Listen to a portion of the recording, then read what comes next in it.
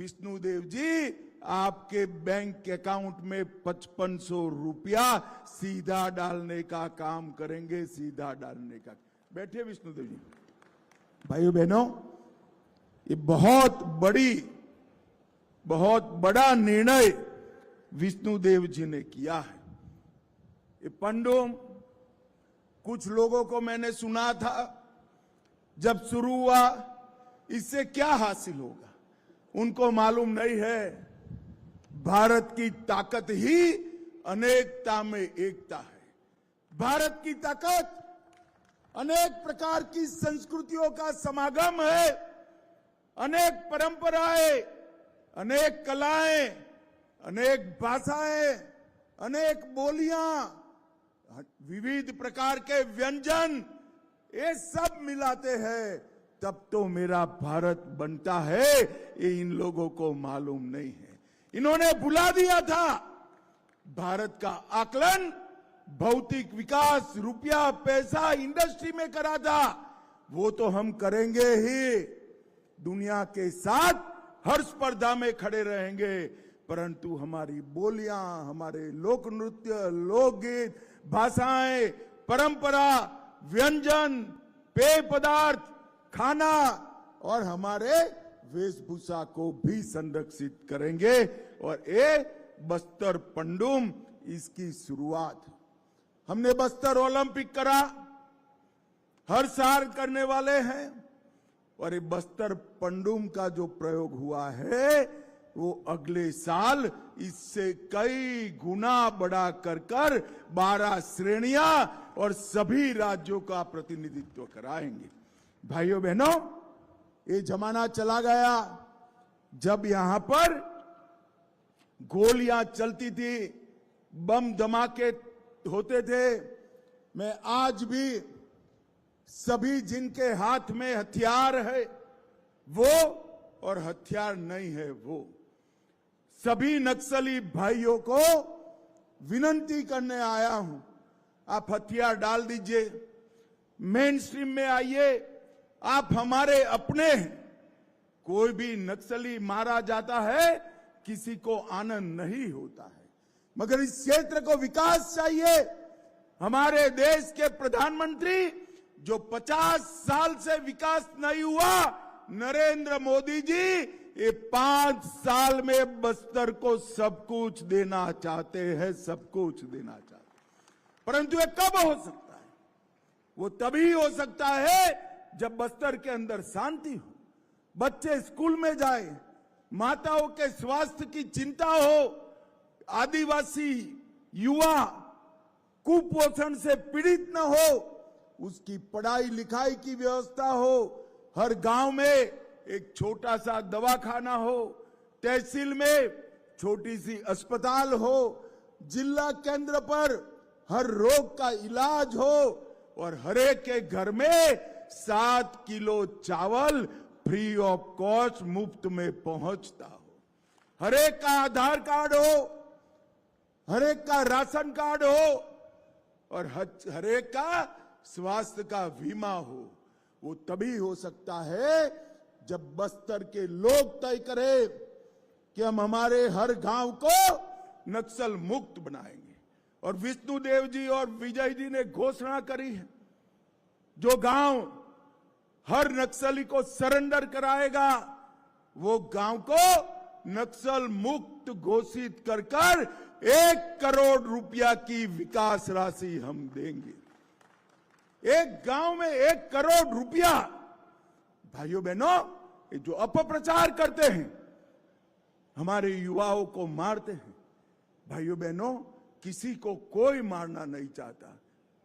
कितने भी काम किए हो, हथियार डाल दो, मेन स्ट्रीम में आ जाओ, मुख्य धारा में आ जाओ, आपका पूरा संरक्षण भारत सरकार और छत्तीसगढ़ सरकार करेगी।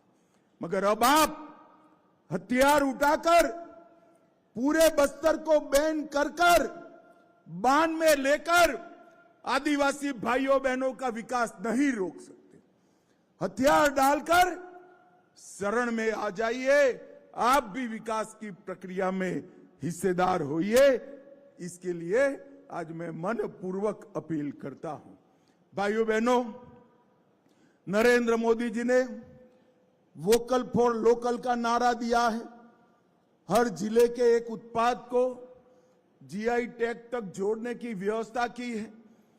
देश भर के बाजार में उसके मार्केटिंग की व्यवस्था की है। आज बस्तर का बेल मेटल, सिर, टेराकोटा, गोदना, चित्रकला, लकड़ी और पत्थर के शिल्प वोकल फॉर लोकल में दिल्ली में सबको भेंट करने के काम आते हैं। आदिवासियों की रोजगारी के लिए इसके बड़ा कोई काम नहीं। नरेंद्र मोदी जी ने एक बहुत बड़ी बात की है। इतिहास केवल पुस्तकों में लिखा वो नहीं होता है। हमारे जननायक, आदिवासी जननायकों को समग्र देश के अंदर सम्मान और श्रद्धा प्राप्त होनी चाहिए। बस्तर के नायक वीर गुंडाधुर और अन्य स्वतंत्रता सेनानियों को सम्मान देने का काम हमारे नेता नरेंद्र मोदी जी ने किया। भगवान बिरसा मुंडा की जयंती को, जनजातीय जन्मदिन को जनजातीय गौरव दिवस और 150वीं जयंती वर्ष को जनजातीय गौरव वर्ष मनाने का काम हमारे नरेंद्र मोदी जी ने किया। नारायणपुर के पंडित राव मंडावी जी, हेमचंद माझी जी, कांकेर के अजय कुमार मंडावी जी, कभी कोई कल्पना नहीं कर सकता था इनको पद्म पुरस्कार मिलेगा। अर्जी करने की भी हिम्मत नहीं करते थे। उनको ढूंढकर राष्ट्रपति जी के हाथों सम्मान कराया। और भाइयों बहनों, 75 साल हो गए थे, कोई आदिवासी देश का राष्ट्रपति नहीं बना था। नरेंद्र मोदी जी ने ओडिशा की गरीब आदिवासी बेटी द्रौपदी मुर्मू को महामहिम द्रौपदी मुर्मू बनाने का काम किया। आज वो राष्ट्रपति भवन को विराजमान, शोभायमान करें। और अगली बार जब राष्ट्रीय स्तर पर बस्तर पंडुम मनाया जाएगा, मैं विनती करने वाला हूं, मैं और विष्णुदेव जी, राष्ट्रपति महोदय स्वयं इसके उद्घाटन कार्यक्रम में आए और हमारे आदिवासी भाइयों को आगे बढ़ाएं। भाइयों बहनों, गरीब का विकास किसी भी सरकार की प्राथमिकता होनी चाहिए। 75 साल तक गरीबी हटाओ का नारा कांग्रेस ने दिया, गरीबी नहीं हटी, उनकी सुविधाएं नहीं बढ़ी। नरेंद्र मोदी जी ने 60 करोड़ गरीबों के लिए एक 10 साल में 4 करोड़ से अधिक घर बनाए, 11 करोड़ लोगों को गैस का सिलेंडर दिया, 12 करोड़ घरों में शौचालय बनाया, 15 करोड़ घरों में नल से जल पहुंचाया, 70 करोड़ लोगों को मुफ्त राशन मिल रहा है और 70 करोड़ लोगों को 5 लाख तक का इलाज मुफ्त कराने का संकल्प हमारे नरेंद्र मोदी जी ने। भाइयों बहनों, आज जब नक्सलवाद के खिलाफ हम दोनों तरह से आगे बढ़ रहे हैं, जो समझ गए हैं अब विकास के लिए हाथ में बंदूक की जरूरत नहीं है, कंप्यूटर की जरूरत है। विकास के लिए हाथ में आईडी और हथगोला नहीं चाहिए, कलम चाहिए, वो सभी सरेंडर हो गए हैं। और अब 2025 में अकेले में 4 महीने की शुरुआत है, चौथे महीने की 3 महीने में 521 नक्सली भाई सरेंडर कर चुके हैं। 881 नक्सली 2024 में सरेंडर कर चुके हैं। और मैं आपको विश्वास दिलाता हूं, जो सरेंडर होंगे वो यहां आएंगे, मेन स्ट्रीम में आएंगे, और जो हथियार रहेंगे, हथियार लेकर रहेंगे, उनके साथ सुरक्षा कर्मी उनका मोर्चा संभालेंगे। मगर जो भी होगा, अगले मार्च तक हम पूरे देश को इस लाल आतंक से मुक्त करने का काम भारतीय जनता पार्टी की सरकार करे। बस्तर अब भय नहीं, भविष्य का पर्याय बना है।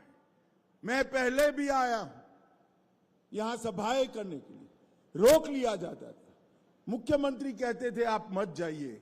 आज धड़ल्ले के साथ 50,000 आदिवासी भाइयों बहनों के सामने रामनवमी और अष्टमी का उत्सव मना रहे हैं। बस्तर पंडूम में हम सब हिस्सा ले रहे हैं। मित्रों, ये जो शुरुआत हुई है वो शुरुआत हमारे सीएम और हमारे डेप्यूटी सीएम विजय जी और विष्णु देव जी ने बहुत परिश्रम कर यहां पर विकास लाने का प्रयास किया है।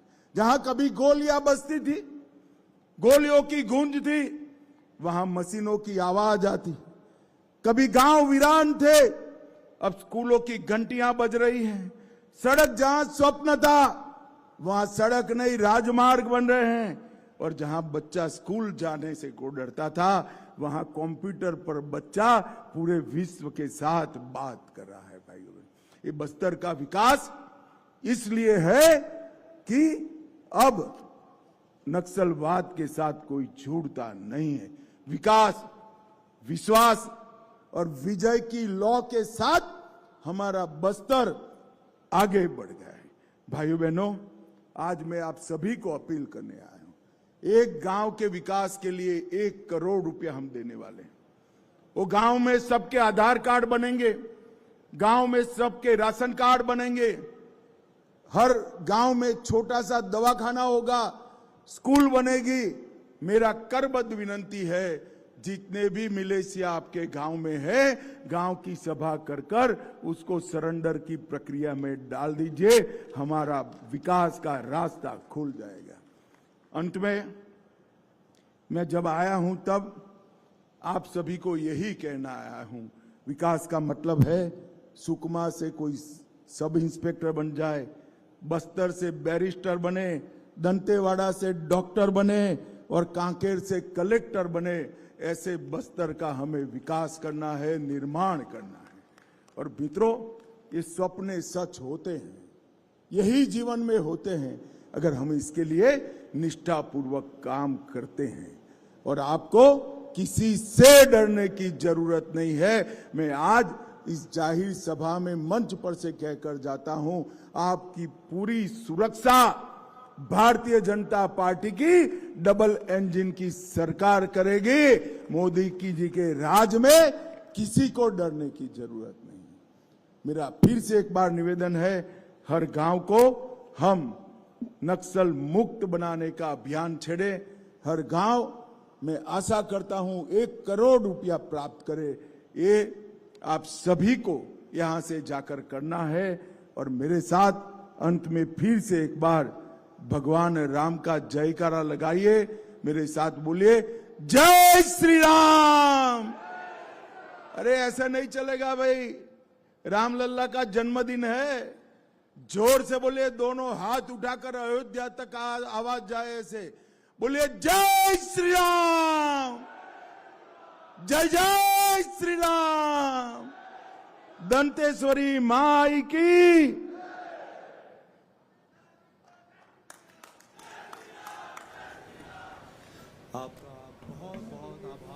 तो गृह मंत्री अमित शाह दंतेवाड़ा में और संबोधन उनका हो रहा था, खासतौर से नक्सलवाद को लेकर, जिन्होंने कहा है कि अगले साल तक नक्सलवाद खत्म हो जाएगा और इसके लिए अभी से काम शुरू भी हो गया है। तो बस्तर लाल आतंक से मुक्ति के कगार पर है, जिसको लेकर काम किया जा रहा है। देखिए, गृह मंत्री अमित शाह को आप सुन रहे थे।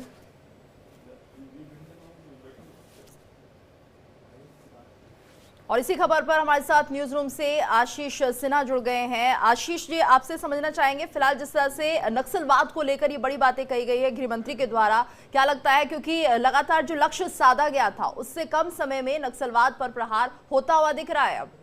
या आप यूं कहें ना कि नक्सलवाद की कमर टूट चुकी है और यही वजह है कि नक्सलवाद की जो केंद्रीय समिति का स्पोक पर्सन है अभय, उसने एक लेटर लिखा जिसमें उसने ये कहा कि हम शांति वार्ता के लिए तैयार हैं, लेकिन सरकार जो नक्सलवादियों के खिलाफ ऑपरेशन चला रही है उस ऑपरेशन पर सरकार जो है वो रोक लगाए। अब आपको आंकड़ों के जरिए समझाते हैं कि अभी तक क्या हुआ। 2015 उस समय देश भर में 35 जो जिले थे वो नक्सल प्रभावित थे, लेकिन आज की तारीख में अगर आप बात करेंगी 2025 में, यानी 10 सालों में केवल 6 ऐसे जिले हैं जो नक्सल प्रभावित हैं। यानी 10 सालों में 29 जो जिले थे उनको नक्सलियों के प्रभाव से मुक्त किया गया है। अब दो आंकड़े आपके साथ और साझा करना चाहूंगा, 2024 का, 2025 का। 2024 में कुल 11 एनकाउंटर हुए नक्सलियों की और सेना के बीच में, हमारे जवानों के बीच में, जिसमें 163 नक्सली मारे गए। लेकिन 2025 की बात करें, अभी अप्रैल का महीना चल रहा है, 3 महीनों का जो डेटा आया है उसमें 10 जो हैं वो एनकाउंटर हुए हैं और उसमें 142 नक्सलियों को मार गिराया गया है। और यही वजह है कि जो पिछले साल 12 जो जिले थे वो नक्सल प्रभावित थे, इस साल उन जिलों की जो संख्या थी वो घटकर महज 6 आ गई है।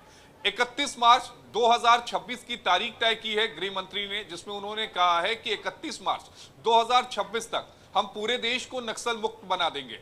2015 का वो दौर याद करिए जब देश में 35 जिले थे, 2025 के इस दौर को देखिए जब देश में महज 6 जिले बचे हैं, 29 जो जिले थे वो नक्सल मुक्त हो गए हैं। सरकार का जो काम है वो तेजी से चल रहा है, नक्सली सरेंडर करना चाहते हैं। यही बात गृह मंत्री अमित शाह ने भी कही कि अगर आप सरेंडर करते हैं तो आप मुख्य धारा में आएंगे, वरना ऑपरेशन तो चल रहा है, जिसका मतलब यह है कि अगर सरेंडर किया तो ठीक, नहीं तो एनकाउंटर तो इस साल अभी तक 10 हो चुके हैं, जिसमें 142 नक्सली जो हैं वो मार गिराए गए हैं। बिल्कुल। और आशीष देखिए, सबसे बड़ी बात ये हो जाती है कि कई मंत्री, सरकार हम देखते हैं कि संकल्प तो लेते हैं, उस संकल्प को पूरा नहीं कर पाते हैं। एक एक्शन प्लान तो बना दिया, लेकिन उसको इम्प्लीमेंट कैसे करना ये नहीं पता होता।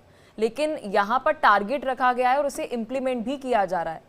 देखिए, टारगेट को इंप्लीमेंट करना और टारगेट के पहले ही अपने टारगेट को अचीव कर पाना, मुझे लगता है कि इसका श्रेय अमित शाह को जाना चाहिए और हमारे जवानों को जाना चाहिए, क्योंकि जो टारगेट उन्होंने सेट किया है 31 मार्च 2026, अब महज 6 जो जिले हैं वो नक्सल प्रभावित हैं। इस साल अगर हम 3 महीने की बात करें, जनवरी, फरवरी और मार्च, तो 3 महीनों में 6 ऐसे जिले थे जो नक्सल प्रभावित थे, जिनको मुक्त करा लिया गया है। तो आप इसको समझिए कि कितनी तेजी से जो फोर्स है वो काम कर रही हैं। और यही वजह है कि नक्सलियों के जो स्पोक पर्सन है अब उनकी तरफ से एक लेटर जो है वो तेलुगु भाषा में जारी किया गया, जिसमें वो चाह रहे हैं कि इस मामले में वो सरकार से बात करें, सरेंडर करने की वो बात कर रहे हैं, लेकिन शर्त ये लगा रखी है कि इस मामले में जो ऑपरेशन है उसे बंद करना पड़ेगा। अब देखना यह है, चूंकि सरकार की तरफ से अगर हम बात करें तो भी कई सारे इस तरह की चीजें जो हैं वो निकलकर सामने आई हैं कि वो नक्सलियों से बात करना चाहते हैं, शांति व्यवस्था करना चाहते हैं, लेकिन सब कुछ छोड़ना पड़ेगा। ये नहीं कि आप ये कहो कि हम सरेंडर भी करना चाहते हैं, हम युद्ध विराम भी चाहते हैं, लेकिन आप अपनी विचारधारा को नहीं छोड़ना चाहते। तो आपको सब कुछ छोड़ना पड़ेगा, तभी आप मुख्य धारा में आओगे। उम्मीद यही है कि अगर बातचीत होती है तो ठीक, नहीं तो 2026 के पहले ही ये जो 6 जिले जो बचे हैं, चाहे बस्तर है, दंतेवाड़ा है, जो नक्सल प्रभावित जिले अभी बचे हुए हैं, इनको भी नक्सल मुक्त बना लिया जाएगा और 31 मार्च 2026 से पहले वो टारगेट पूरा कर लिया जाएगा, जिसकी कल्पना गृह मंत्री अमित शाह ने की थी, जिसको लेकर उन्होंने एक टारगेट फिक्स किया था। लेकिन एक बड़ी अचीवमेंट, क्योंकि नक्सल प्रभावित जो जिले हैं उनमें क्या होता है वो सभी जानते हैं, और 2015 से 2025 के बीच में कुल मिलाकर 29 जिलों को नक्सल प्रभाव से मुक्त करना एक बहुत बड़ी अचीवमेंट है सरकार के लिए। और आशीष, इस सरकार के लिए बहुत बड़ी अचीवमेंट इसलिए भी मानी जाएगी क्योंकि एक दौर वो था जब यहाँ पर नक्सलियों को जो लोकल्स थे वो मदद करते थे, लेकिन अब उन लोगों का विश्वास भी सरकार पर बढ़ा है। जाहिर सी बात है, जो योजनाएं वहां पर चलाई जा रही है उन्हें ऐसा लगता है, उन आम आदमी को ऐसा लगता है कि उनके हित में है, इसलिए अब उन्होंने नक्सलियों को या तो इनपुट्स देने बंद कर दिए हैं या उनकी मदद करना बंद कर दिया, जिसके चलते सरकार को और ज्यादा कामयाबी अपने लक्ष्य में मिल रही है। जाहिर तौर पर सरकार की जो योजनाएं हैं वो अब दूर दराज के जो गांव हैं उन तक पहुंच रही है। लोग भी एजुकेट होना चाहते हैं, लोग भी मुख्य धारा में शामिल होना चाहते हैं। कौन नहीं चाहेगा कि उनके घर में जो है 24 घंटे नलों का पानी आए, कौन नहीं चाहेगा कि उनके घर में हर दिन राशन आए, कौन नहीं चाहेगा कि उनका बच्चा जो है वो एजुकेटेड हो। तो जाहिर तौर पर हर कोई मुख्य धारा में लौटना चाहता है, लेकिन मुख्य धारा में आने के लिए मुख्य धारा का उन तक पहुंचना भी तो जरूरी है। अब वही जब मुख्य धारा उन तक पहुंच रही है, लिहाजा कई नक्सली ऐसे हैं पिछले कुछ टाइम की अगर हम बात करें 2024 और 2025 की, तो उन्होंने सरेंडर कर मुख्य धारा में आने की बात कही है और वो मुख्य धारा में शामिल भी हुए हैं। कई गांव जहां से इनपुट्स मिलते थे या कई गांव जिन पर ये आरोप लगते थे कि वो नक्सलियों के समर्थन में, अब वो खुलकर मुखातिब कर रहे हैं और वो चाहते हैं कि उनके बच्चों को तालीम मिले, वो चाहते हैं कि उनके बच्चों को एक एजुकेशन मिले और उनका जो बच्चों का भविष्य है वो भी अच्छा हो, उनका भी भविष्य अच्छा हो। और यही वजह है कि धीरे धीरे बिल्कुल। और आशीष, इसके पीछे मुझे लगता है एक बड़ा कारण ये है कि अक्सर हम गीतू देखते भी हैं कि बहुत सारी केंद्र की ऐसी योजनाएं जो होती है वो ग्रामीण क्षेत्र के ही रहती हैं, आदिवासियों के लिए रहती है। तो इन क्षेत्रों पर जब फोकस किया जाता है, ग्रामीण पर फोकस किया जाता है, तो अपने आप ही हम देखते हैं कि सपोर्ट जो है सरकार का लोकल की तरफ से मिल ही जाता है। जाहिर तौर पर, और अमित शाह के आपने भाषण को सुना होगा, उन्होंने बड़े ही साफगोई से इस बात का जिक्र किया कि देश की इस समय जो महामहिम है, यानी प्रथम जो व्यक्ति हैं वो राष्ट्रपति द्रौपदी मुर्मू आदिवासी समाज से आती हैं। तो अगर आप आदिवासी समाज को मुख्य धारा में जोड़ोगे, राजीव गांधी का एक स्टेटमेंट आपको ध्यान में होगा, पूर्व प्रधानमंत्री, जिसमें उन्होंने कहा था कि सरकार की तरफ से 100 रुपए चलता है और महज उसका 20% जो है वो लोगों तक पहुंचता है, जो लोगों के वेलफेयर जो स्कीम के लिए सरकार जारी करती है। लेकिन अब अगर वो रकम 100 की 100 लोगों तक पहुंचती है तो जाहिर तौर पर लोग भी उससे ज्यादा खुश होंगे, सरकार के काम से खुश होंगे और लोग चाहेंगे कि वो भी मुख्य धारा के साथ जुड़ें। और यही वजह है कि पिछले 10 सालों में जो 29 जिले थे जो नक्सल मुक्त हुए हैं, लोगों की भी ये मंशा थी, लोग भी चाहते थे कि हम नक्सल के प्रभाव से मुक्त हों, क्योंकि वो दौर हमने देखा है कि नक्सली जो थे वो कहते थे कि पर्टिकुलर एक पार्टी को वोट डालना है, तब उस पर्टिकुलर पार्टी को वोट डाला जाता था। नक्सलियों का प्रभाव इतना था कि वहां पर जो लोकलाइट्स थे वो बहुत ज्यादा उनसे प्रभावित रहते थे, उनकी मदद करते थे, लेकिन शायद अब वो जो दौर था वो खत्म होता हुआ दिख रहा है। सरकार